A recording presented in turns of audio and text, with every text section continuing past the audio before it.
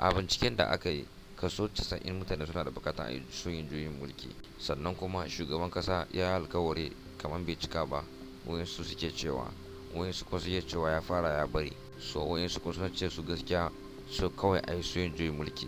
Menene ra'ayinku ko kuma me kuka ce game da wannan? Sannan kuma gaskiya idan ku kuka zo na kuka yi bincike ma, mutane da yawa ba sa son wannan mulkin, sun gaji, wahala ya yawa, talauci ya yawa. Shugaban kasa yana karawa ne kawai matsayin da shi zai samu da kuma matsayin da kawai Najeriya ta hau. Shi ba damuwar shi talakawa ko kuma wahalar da ake sha ba. Gaskiya kasar ne take shan wahala sosai. Rahotanni sun nuna cewa ana satan kayayyaki, amma kuma ba a ma yin maganar shi saboda wayansu kayayyakin secret things ne, ma'ana ana yin abun kuma a cikin sirri ne, ba lalle bane ma jama'a su sani.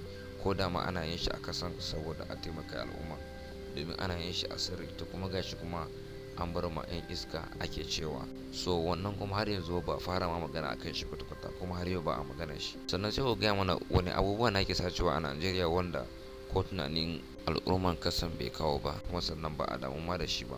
Su ko faɗa mana shi a comment section.